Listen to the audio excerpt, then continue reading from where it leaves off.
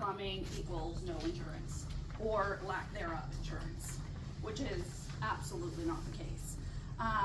We can certainly place insurance with full coverage, with all of those types of things. It's more so knowing where it is, whether it has copper fittings or not, and how much of it is within the home. So you would need a plumbing inspection only if there are other things with the home that are potential risks when it comes to insurance. So that's when it actually falters and we have a harder time placing insurance. So Poly B is one little tidbit, and the reason why it's hard to place insurance with it is it's a higher risk of water claims. So it's not when, but it's if, or it's not if, it's when the claim's gonna happen. So almost all, like they're anticipating most Poly B homes to have a claim at some point in time. So because of that, it's inherently harder to place insurance. So there's just less markets out there. But if there are other items in a home, like a roof that's really, really old, or a heating system that needs to be updated, and then you add Poly B to the mix, that's when you're gonna find that your clients are gonna have a harder time placing the insurance. So if the home's like immaculate, good condition, well kept, has Poly B plumbing, that's not an issue, like a non-issue actually. We have two markets that don't even care. They're like, Poly B plumbing, great, we'll take them. Standard market, full guaranteed replacement costs, same type of policy as all the other policies. But when you add in those other factors, as well as occupancy, so if you know if somebody's going to be purchasing the home as a standalone rental or something like that, those types of things also factor into insurance. So they take the risk as a whole, including the clients. So it's not just the home, it's not just the Poly B, it's the whole thing. So I don't know if any of you have had any experience with clients having a hard time placing insurance with Poly B. Have you? For sure. Yep. Yes. Yeah? Okay, so like lots of brokers, it's insurance is an ongoing, just like real estate. You're constantly learning, it's constantly evolving, it's constantly moving, it's not stagnant. So what we found is a lot of brokers that are a little bit more old school perhaps in their thinking, or not forward, problem solvers, will just automatically don't want to be bothered and are just like, no, we just don't want to do that. At Driven, we absolutely we're constantly evolving, constantly trying to find those new markets that are going to incorporate these types of coverages for clients, because there's tons of them. It's like, what was it, from like the 70s to the 90s or something like that? Even beyond that, I think there was some homes in like the 2000s that had Poly B, so there's a lot of homes with Poly B plumbing.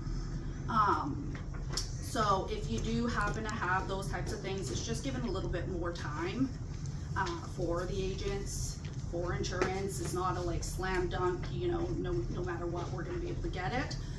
So perhaps give a bit more time, but there shouldn't be an issue as far as getting the insurance for Poly B alone. That's for sure.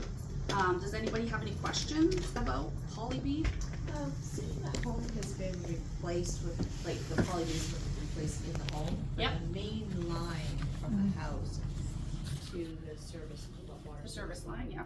is still existent on Poly B. Mhm. Is that still a problem? Because a lot of the times when we have, sort of like the agents say that the Poly B has been replaced, it's been replaced within the home, but not from the line to the service line. Right, so service line coverage is a separate kind of coverage than your regular homeowner's claim. So if there was going to be a loss, a water loss within a home, that water claim is completely separate. That plumbing is completely separate than the line going from, the service line going into the home. It's not an issue if that has Poly B plumbing. A lot of the time, insurance agents don't even ask that question unless you're purchasing that extra piece of insurance. So it's an optional coverage to have. You have a certain amount of service line coverage, but to opt up for higher limits, that's optional. So it's not an issue whatsoever as far as insurance, from an insurance standpoint, whether that service line is Poly B or not.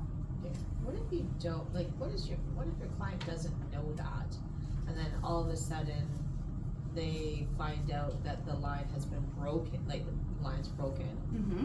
and they have to go and fix it, and they find that there's poly B in there, and they didn't disclose the poly B on the insurance claim.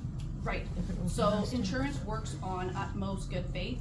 So truthfully, if it's not concealed, like purposefully, or there's no way, then an insurance company is going to, they're gonna grant the claim. They're gonna follow through with it. That's how we work. So we're not expecting everybody to be experts in these things. I think it's a tool for you guys, especially as realtors, to have that knowledge, to be able to educate your clients as far as the insurance goes. But we work on utmost good faith. We don't expect people to be full contractors and know that what every little bit is. And if they are wanting more information, the insurance companies are going to ask for inspections from professionals. So, speaking of which, that is something that can also come into play with poly B. Let's say the home does have some other, knocks against it as far as no updates, those types of things. They may ask for a plumbing inspection. So that does go a long ways. It's not necessary to get insurance, but it does help. So just like roof inspections, if the roof is a little bit older, that also helps. They'll insure it past its life, as long as it's been upkept well. So, yeah. And then there have been policies in the past with poly B where it's like, yeah, we'll insure you, but if there is a leak with the poly B, you have to replace the poly B at that time. Is that just kind of policy specific depending on who your quote unquote, I don't know if you call them underwriters or what you call them? Yep, they're underwriters, so each company has their own kind of sets of underwriters, and it's really gonna depend on the market that your client goes to. So the two that I was talking about, two specific markets that we personally have that are standard markets. So the difference between when we talk standard market and then we'll say specialty markets is a standard market is going to give you your regular full package of insurance at a much better rate. So guaranteed replacement cost, not many exclusions, all of those types of things. When we go to specialty markets, those are ones that have either just replacement cost or actual cash value and have more exclusions. So it's going to depend on the policy that's placed. But typically they don't add those things unless they know ahead of time. So they're adding a water exclusion due to the poly B ahead of time typically. So I haven't come across where I sell a policy knowing that the client has poly B. I've disclosed that to the underwriters. The underwriters are absolutely okay with it. They don't say anything. There's a water claim due to the poly B, and then they say you need to replace it.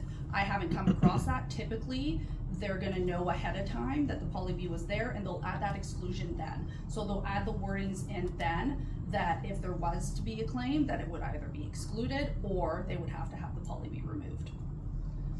Yeah.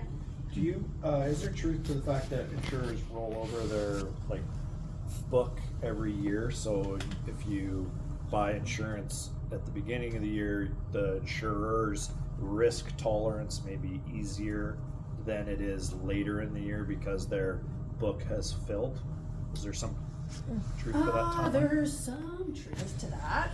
So it's going to depend on if the market's been saturated, what type of market we're speaking about, but that's not like a general rule across the board. So there's always sort of funding available to the insurers at all times. They don't sort of have $400 million worth of risk we're going to put out there into the marketplace this year, and as we get close to the finish, we're going to make it harder. No, that would be a very oversaturated market. So that's why within our industry, we tend to branch out to different markets. So we don't place everything. I don't place everything within TAC, let's say, just as a general, we have multiple 50 plus markets that we can outsource, and we try to switch them all around and disperse those risks evenly. And is there areas where your risk tolerance has become much less, i.e., look at the forest fires in California? Are you more adverse to insuring properties on Forbidden Plateau Road and with the forest all around, or is there discussions of that sort of thing? You're still that's a constant evolution. It's constantly changing. They take all of that data in, certainly they do, and rates will reflect where the risk is inherently higher. as far as those types of things go. And then we have markets that come out, and Max Insurance is one that comes to top of mind for the forest fires, is precisely, and like Kelowna and that type of stuff, where lots of markets have pulled out, not offering insurance in those areas, or increasing the rates so astronomically that it's not affordable. Certain insurers will actually take those risks, and they want to place coverage there because they take into consideration some other factors other than the wildfires. And if you go through the stats, I don't know all of the numbers, but what from my knowledge base is, if there's been that significant of a fire, the chances of a repeat being just as impactful is actually a lot lower. So although mass insurance companies shy away, there are loads that then jump on board, and they're like, no, we actually want to insure places here because the chances of that happening again is not high. Yeah. Interesting. If you have two homes that are same, but one has poly B and one doesn't, what kind of premium difference would there be between houses percentage wise? Is it astronomical or? No. So depending on other underwriting factors, if they're identical, the poly B alone isn't going to be the deciding factor. What happens is the market is just less available. So like I said, we have 40 standard market insurance companies, and only 2 of them are writing poly B with no questions asked, right? Those are the ones that are like, if you said PVC with all the other ones, they wouldn't ask a question either. Because of that, we're bound to whatever their rates are. So it's not that they're rated badly, because they absolutely aren't. They're standard markets that are good, but just like everything else that we quote, sometimes it's a little higher, sometimes it's a little lower. But if you were taking that same home with poly B with these 2 insurers, the price would be exactly the same. So whether it had poly B or it had the PECs, with those same 2 insurers, the premium's the same. It's just the market's less, you have less available. Anyone else? Not a poly B question, but it's coming to my mind. Is there an age of a home where there's certain insurance companies that require an inspection? If it's when they hit like the 1900s, like the heritage homes, those are going to be the ones sometimes that they'll ask for inspections. But truthfully, if it has full updates and you're able to show that, then no, it's a risk per risk. It's not necessarily an age of the home specifically. 25 years is a roundabout age where they're expecting updates for heating, for the roof, for electrical and plumbing aren't quite as necessary necessarily. If they're made of materials that are fine, like as long as the ampage for the electrical is over 100 amps and it's a circuit breaker and it's copper, then you're A-okay. Yeah. An inspection's usually asked for a client that maybe has had lots of claims, and they're jumping into a home that then needs, there's usually other factors. It's not just the home's age. Yeah. Could you say no to the insurer when they ask for a home inspection? Because home inspections are performed by the home inspector for the buyer, right? They're not really privy to the insurer. Yeah. So there's a request there is sometimes requests from insurers to have you done a home inspection? Yeah. Yes, I did. Can you please provide the report? No, I don't want to. Right. I'll answer your questions, but I don't want to provide the report. Sure. So is there how does that work? So home inspections are rarely ever a requirement. It's going to be a specific, like a plumbing inspection, an electrical inspection. Like they want the professional themselves, like an actual electrician, to be like, tell me, please show me that the knob and tube is completely gone and completely removed, and that 5% of the home that you said had it doesn't have it. And like I said, usually they're taking that risk as a whole, including the clients themselves, to come down to that ask. They don't like to ask for those types of things if they don't need to. So, and a home inspection, like I've never, it's helpful at times for me to do my job, but by no means do I ever require it unless the underwriter has asked me specifically for a specific, inspection. Yeah. Gotcha. Anything else? Poly B or whatever? I have a question on co-insurance. Okay. Are you able to explain it to people? Now you're putting me on the spot. I can do like another, co-insurance is a bit more in depth and topic that doesn't click necessarily all the time. Okay. So I'm happy to put something together. Right. To help with the Okay. co-insurance for But sure. is that on residential? Co-insurance? Yeah. I'm just involved with one, but my place on Mount Washington's commercial because it's a triplex. Right. But Yeah, I have a place up in Mount Washington as well, and it's on a commercial policy too, and it's a residential home, it's not a triplex. Triplexes can go on residential, policies, they can also go on commercial policies, but again, more factors than just Mount Washington, it's the, distance to the service. So as far as fire and stuff goes, that's the big thing there. And again, that market was oversaturated with one insurer, and then there was some losses. And so coming back to kind of those types of things, other insurers had to go in there and either they want to place it on a commercial form, or there's certain ones that'll still be residential up there. Yeah. Okay. But yeah, I'm happy to, like I said, get some stuff together for as far as co-insurance goes. Is co-insurance just sharing the insurance policy with somebody else? I don't even know what that is.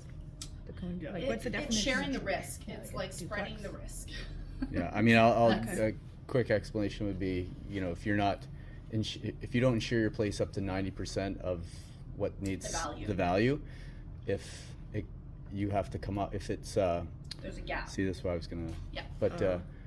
yeah, so you have to make up the difference what they're willing to cover. So it could be, you know, if you have $1 million A lot of the property times- and you only have it insured to 800,000, Yeah. then you could have to be coming up with a couple $100,000 in cash. Potentially, yeah. Oh, I see. So there are, yeah, I mean, co-insurance in the commercial field is very relevant. In the residential world, it's not Yeah. nearly as prominent. Right. So And what we had to do. 90% tends to be the co-insurance. Yeah, and what we 90%. did is we got an insurance appraiser and for $600, $700, and he appraised the place for value. Yeah. I still thought it was undervalued, and I explained it, and he said, well, he basically said, you can sue me. And I'm like, well, that's not exactly, because then you have, the insurance company relies on that appraiser for the value, and it takes it away from you for providing that value. And so, and then he would come back every year for 2 more years for $50 to update the appraiser. So for Update the appraisal about $800, you're covered for that co-insurance. for a higher limit. Yeah. Yeah. So, yeah, that happens, like I said, a lot on commercial forms, Yeah. and commercial Okay. buildings. When you're speaking commercial and residential, most residential policies, and personal lines are going to have guaranteed replacement costs. So even if the value is 800,000, let's just say, for instance, from the evaluator system that we use, which is a third party like platform, that all the insurance companies agree to, and it's double that to replace it, you're guaranteed the replacement cost. So, and that includes debris removal, that includes all things. Yeah. So that's what makes residential typically a little bit different. They have that um, guarantee. commercial. Yeah. So look for that in your Okay. policy. You have that guarantee coverage. Yeah, guaranteed replacement cost, co-insurance will be right on there and it'll say 90% most of the time. And I know that sounds high, but, it is quite a gap in coverage sometimes, so there For is that. full loss. In case of a loss, yeah. Yeah. That's Well, just- everyone tries to keep their insurance down, but what you have to realize is Oh, yeah, you keep wanna it ensure down, the value. then all of a sudden your value is not covered. You're on the hook. So you have to Yeah. have that much equity in the property so that if you're still taking a lender, Well, if you're still You taking need to a have mortgage, cash. because you'd have enough to cover the difference. you got cash. Yeah. Yeah, And- the other, and where insuring to value can kind of come into play for residential properties is, has more to do with high value homes. Which is what I specialize in mostly as far as insurance goes, And the difference with those policies is they automatically do an appraisal, that's complimentary. They have their third party come out there, there's no cost to the client. And then that appraiser who knows all about the different materials that tend to be used in high value homes, custom things, those types of things get factored in, and they come up with a value, and that's what they insure to, and give you guaranteed replacement costs. So the difference when you're teetering around like homes over, 1.5 million, let's just say, is that if you use a standard homeowner's policy, even though it says guaranteed replacement cost on it, they're gonna replace it with standard materials. So a lot of people get trumped up with that because a high value policy is going to be more expensive. But if you're purchasing a home within those, that price range, and you're wanting all these custom features and that, then you should be paying the policy truthfully for it, because in case of a claim, you're gonna be in trouble. That's when it's gonna present itself. Insurance in general presents itself during the claim, right? So like, you're just paying for it, hoping nothing happens, truthfully. But if a claim does happen, that's when we put our money where our mouth is, or the insurance companies do. And the difference between standard markets for homeowners and high value markets, there is quite a difference. So that's something to be noted as well.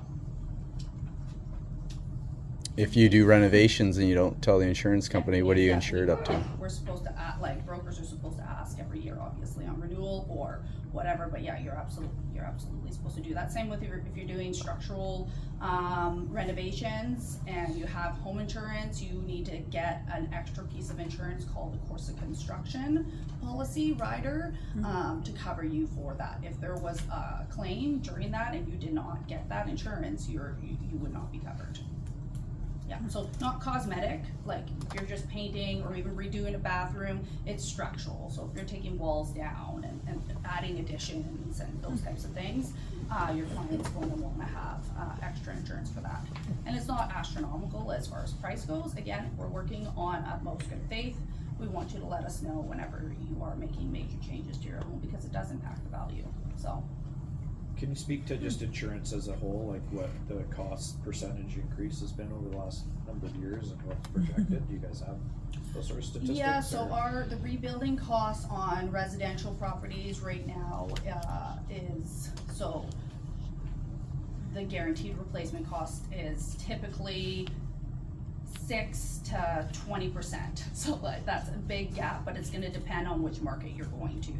So high value markets have lesser increases because they're insuring to value and they know they're insuring to value because they've had an appraisal. Whereas other standard markets have that extra gap to give themselves that grace, and that's what increases the rates. So typically your home value goes up.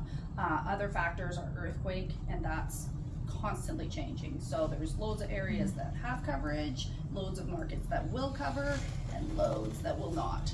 And it's not just if you're close to the water, it could be mid-town. Seriously, in Comox there was this one, I'm like, why is it not offering earthquake? It's such a strange thing, but it's based off of postal codes. And yeah, so earthquake is another price factor.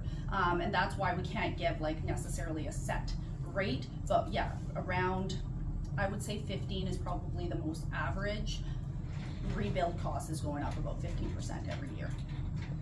So that's building materials, obviously. And you all guys those didn't things see that factored in. drop at all last year? No. No, the last 3 years, I would say have been pretty consistent with those increases. And like, we share the loss amongst the many, right? So you have these losses in places that aren't here, that impacts our rates here.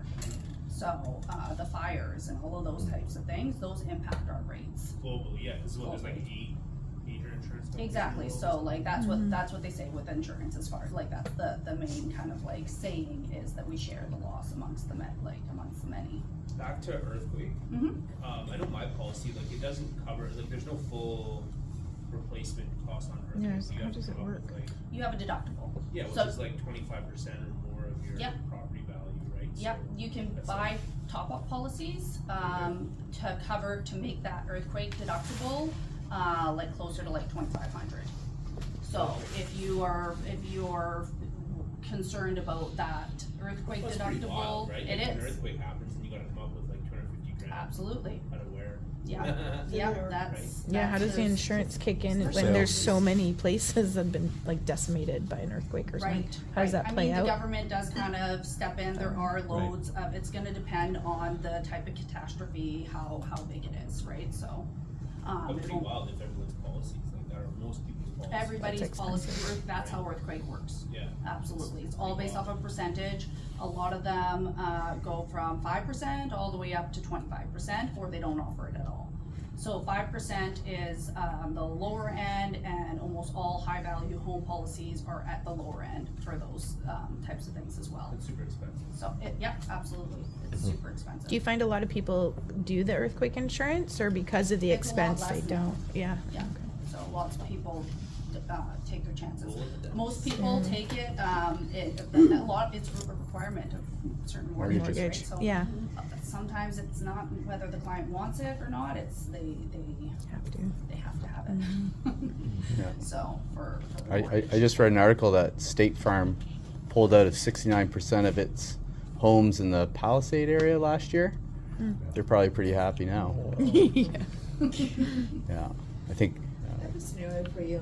You have a half duplex, your side's insured, the other side, they decide that they're not going to insure, they don't want to insure.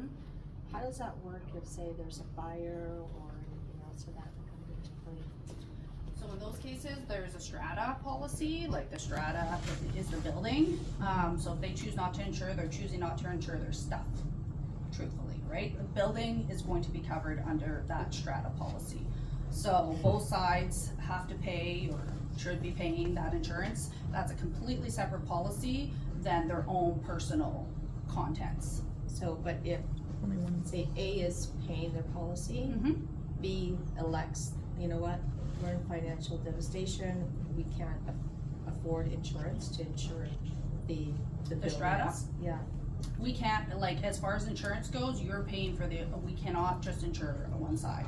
So you are paying for, so the other side is Shared paying your insurance, half then. both on- Okay. So you can't insure half of a duplex. It works similarly to like, condo policies, right? You are insured, that whole building's getting insured, whether each condo has its own separate insurance policy or not.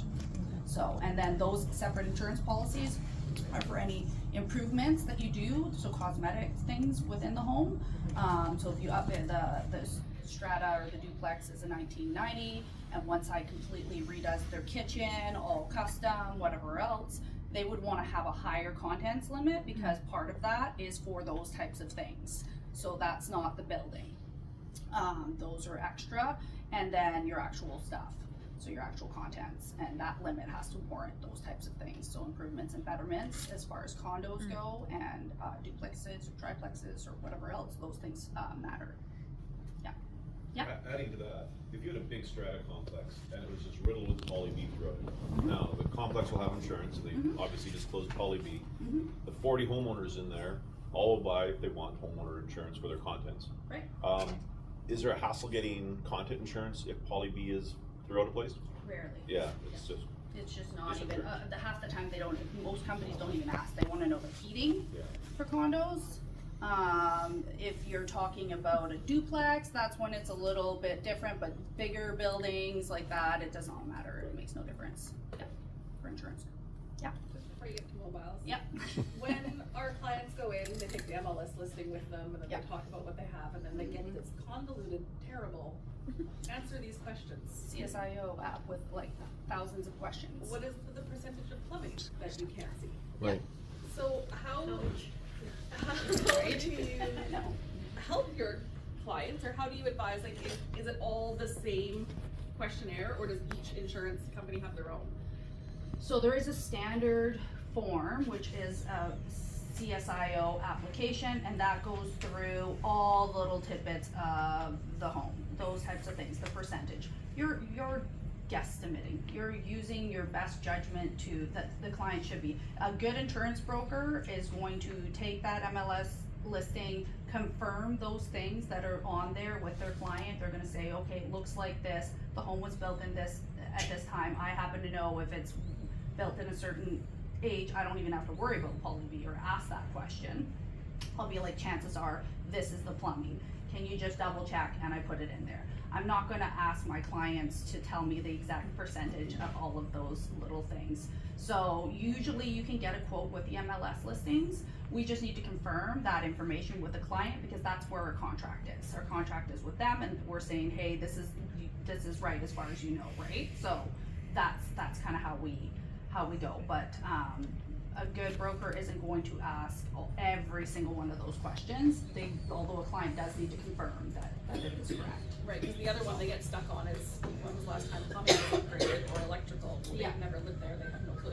Yeah, so then again, you're whomever you're purchasing the home from, you're going off of their, know-how. So knowing when updates have been completed, when you're selling a property or those types of things, it does really help your clients as far as getting the insurance goes.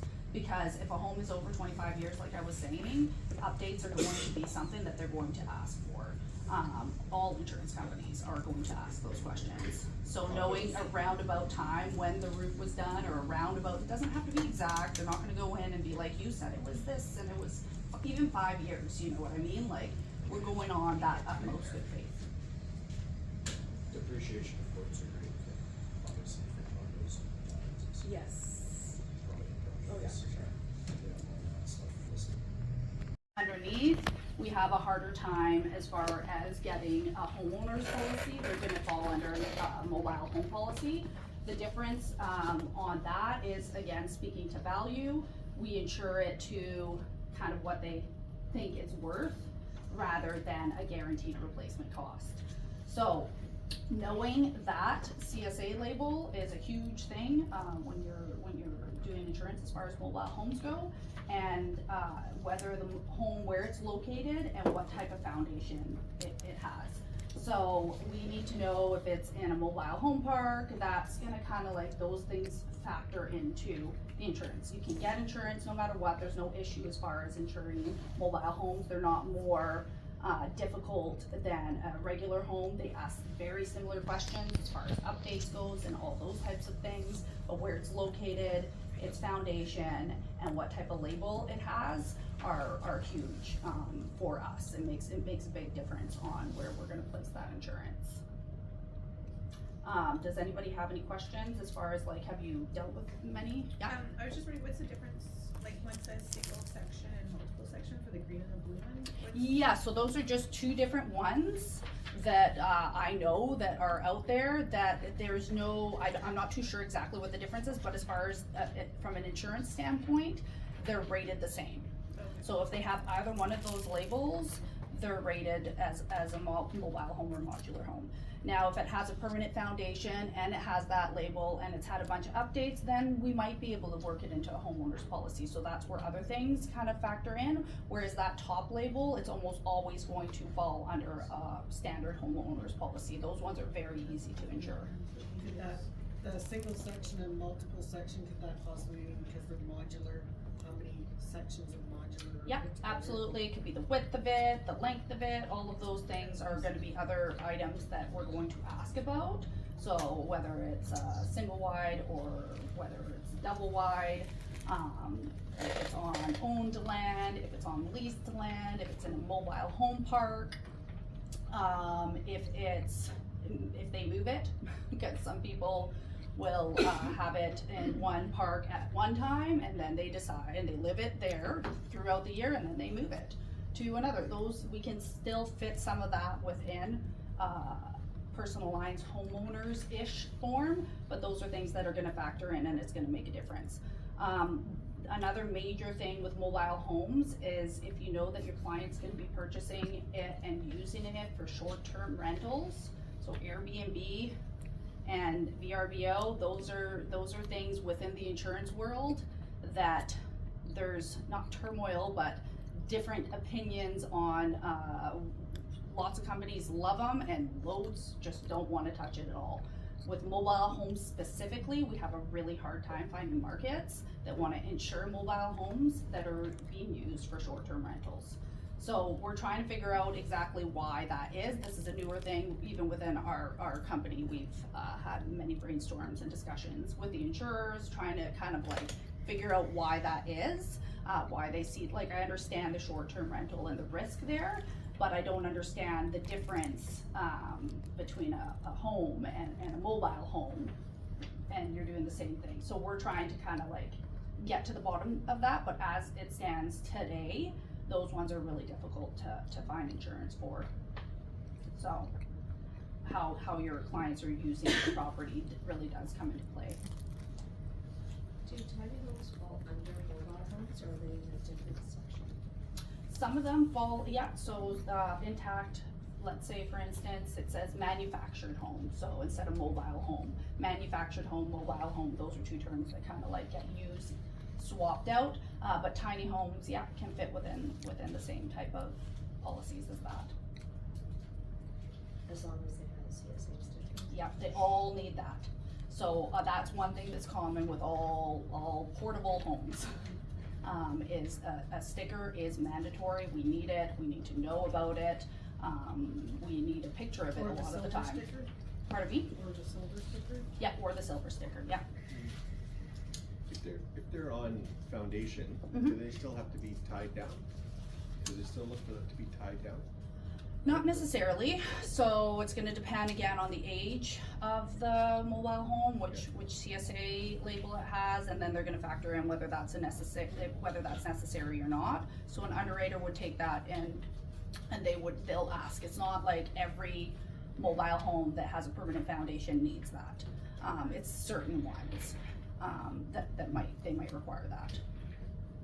Yeah. So if I live at the end of Macaulay Road and I have a nice little property out there, Mhm. just because I felt it was a good idea, I built Mhm. my kids a tiny home, Mhm. and no one knows, but I put my heart and soul into it. Mhm. And it's just out there, I can't get insurance on it, because I haven't got the stickers, until I get said stickers. So if you built it yourself, Sure. then that's kind of a little bit different. They're gonna ask for, that would be in a case where they might ask for an inspection. Oh, so it is insurable. Yeah. Most things are insurable, truthfully. I haven't come across one where I haven't been able to insure it at all. I've had ones on remote islands with no access whatsoever, no fire, places around it, no electrical, solar panel, generators, and I've found insurance for it, built in God knows when. So that would just be a smaller home. These are specific to mobile homes and how they're sold, yeah.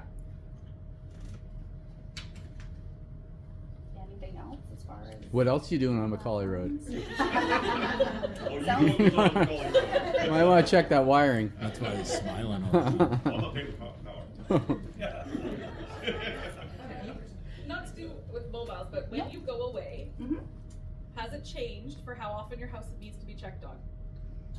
So it depends when you're going away. So during the heating season, that's when it matters most, and it's gonna depend on the insurance market. Some want you to have the home checked, every couple days. Some want it checked every 24 hours. Some don't want it checked at all if you turn your water off. So it's gonna depend on which market, but it's good. It's good procedure too if you're leaving during the heating season. To have somebody kind of come by once a week to check on it and just turn the water off so that no pipes freeze and you end up with a big mess when you get home. So that's the purpose of that. It's not for anything else. Yeah. Any updates on marijuana grow up remediation as a standardized policy for Yeah. insurers? Yeah, so that's all, no, that's all very, very similar as far as that goes, and that's a whole other topic that we can talk about for quite some time, truthfully. So yeah, marijuana grow-ops are difficult to, it's more specialized to insure, and they need to follow certain procedures to be able to get the insurance. Yeah, so no, not much has changed as far as that goes. And your policy change?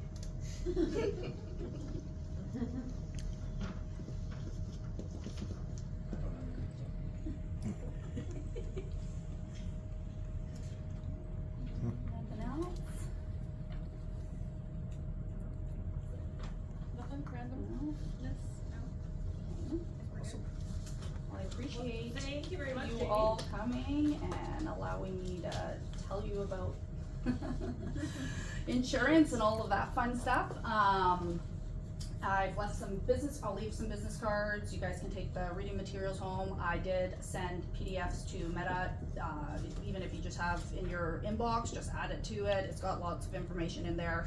And if you have any questions whatsoever about anything else, I'm all ears and happy to answer any other calls or emails you might have.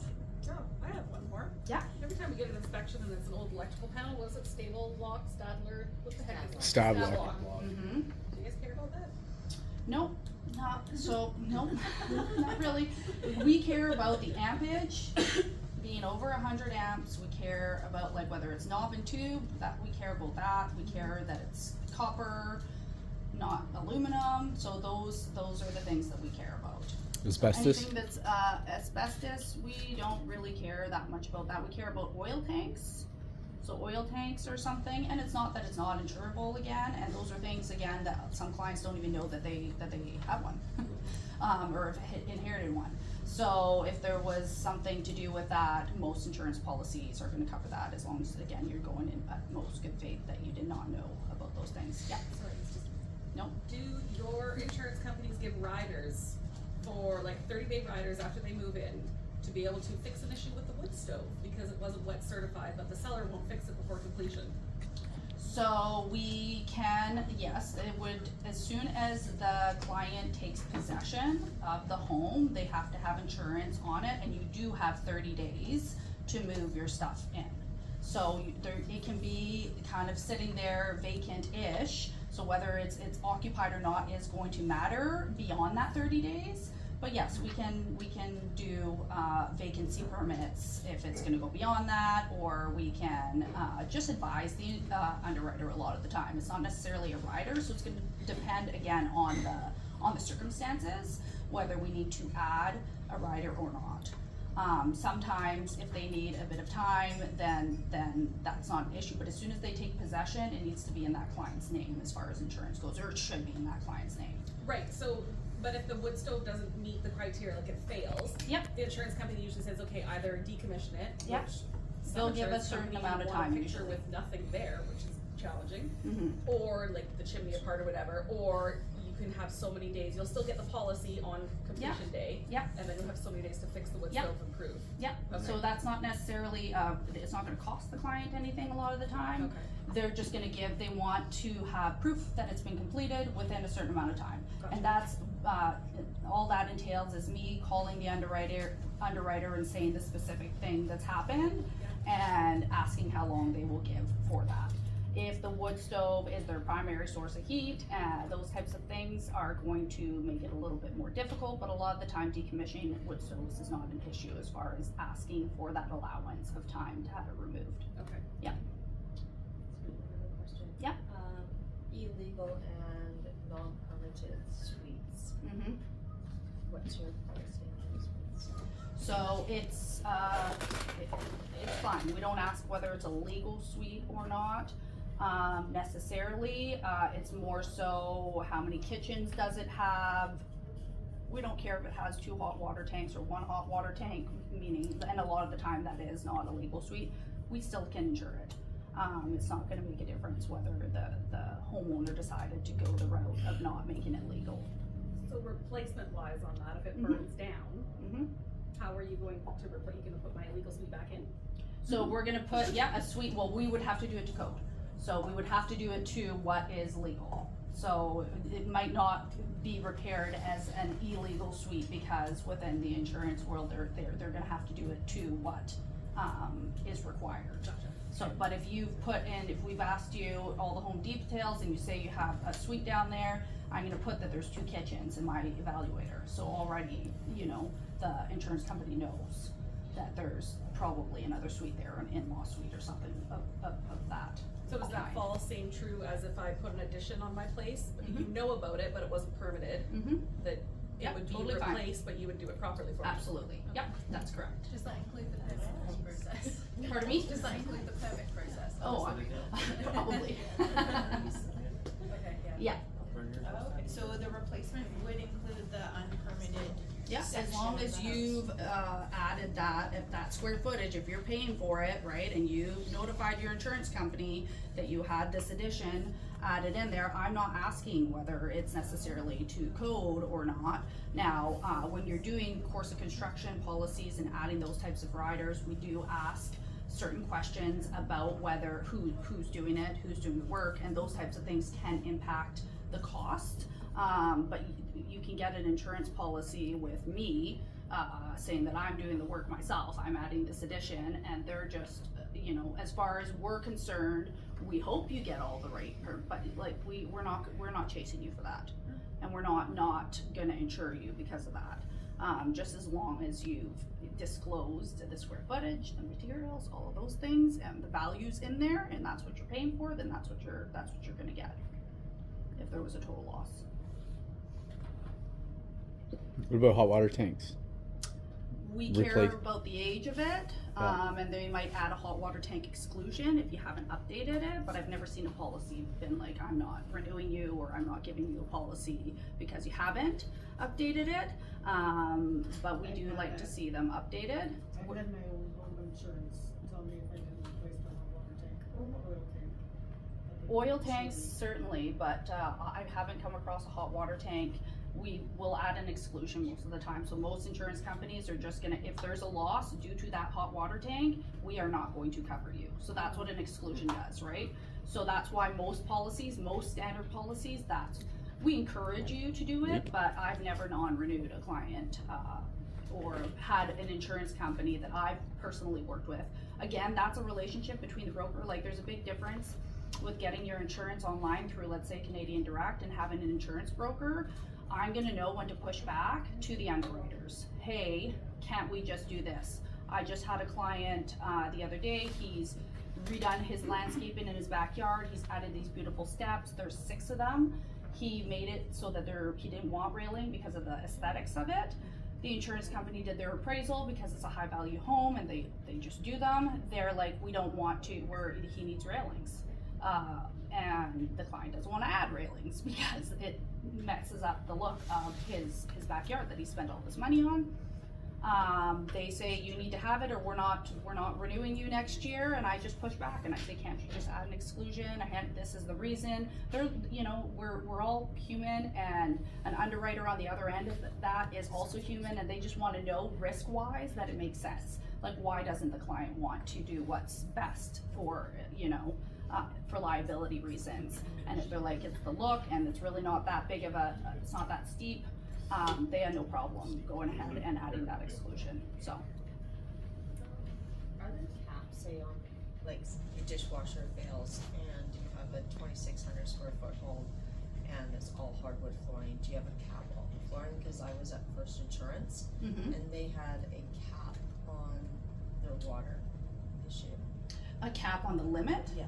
Yeah, certain companies will add caps on certain coverages. So water is one of them, but that would be something that we would be discussing with clients. So that's another thing.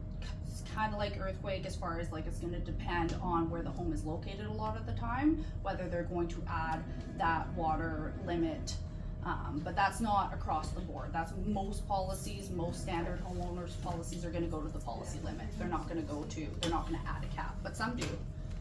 Yeah. I never review my insurance policies, then one day when I was bored, I reviewed it, I was like, oh man, Yeah. I gotta update this. Yeah. So, yeah. So you would wanna look at, and again, that would be something where if that was my client, I would source out some other companies and see if other ones, cause usually you can find one that's not gonna have that restriction. Might be a little bit more money, or some companies will offer you to top it up, to add a bit more to it. So usually you can find a market though that's gonna go to that policy limit. Yeah. Thank you so much, Amy. Awesome, thank you.